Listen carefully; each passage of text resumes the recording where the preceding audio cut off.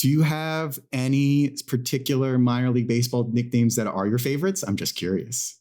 Wow, that's a good question. I mean, being a history guy, and which I alluded to just a few minutes ago, these old time teams that still exist, the Toledo Mud Hens and Chattanooga Lookouts of the world. And again, when we talk about still existing, knowing that as we're having this conversation, there are a lot of things in flux.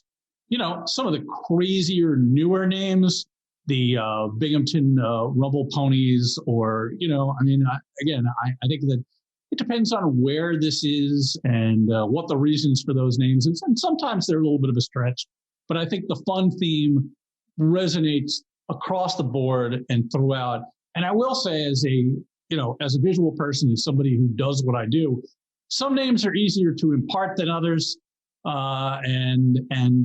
That's part of the discussion as well. Kazuki, I'll ask the same question to you as someone who's learning about minor league baseball now a little bit. What do you think are your favorite nicknames? There's some really out there names that I would never think of. And I hope like Cleveland Indians, now Cleveland baseball team, hopefully could come up with something creative like that. But I honestly, the Jacksonville Jumbo Shrimps, that's like a really out there name. Like, who has like a mascot of a shrimp was like a ripped muscle? Like, that's just really funny. And of course, the Marlins would take that as their minor league affiliate. So.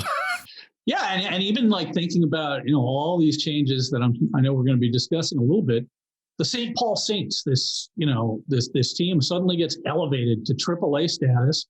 And the St. Paul Saints, of course, the name dates back a long, long ways. I know I've studied this before.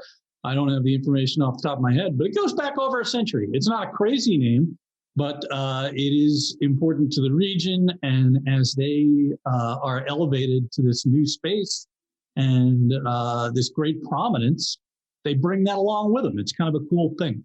That's a great story. I didn't realize the St. Paul Saints. I know they were an independent team, same with the Sugarland Skeeters, which we'll again talk about, which are now went from a independent league team in Texas to being a AAA affiliate.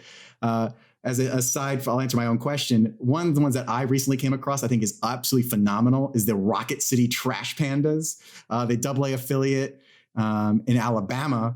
I think is an amazing nickname. I did not make the connection at all to getting the nature of Alabama connected to the Rockets and then the Trash Pandas as a raccoon. I had no idea what any of that connection was. I had to do a lot of research with that.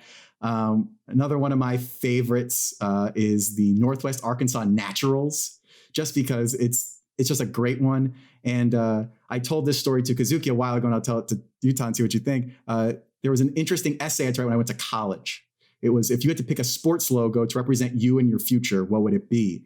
And it was the University of North Carolina Chapel Hill's application question. And I thought about this for a while, and I wrote about the Tacoma Rainiers logo.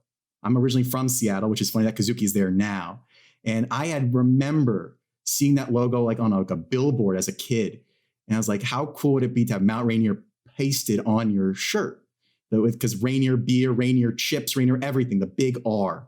And that was like the symbol of my home to me. And that's what I wrote about. And I had to laugh because I wrote that essay, and the admissions team at every college I applied to that I had interviewed with remembered my essay.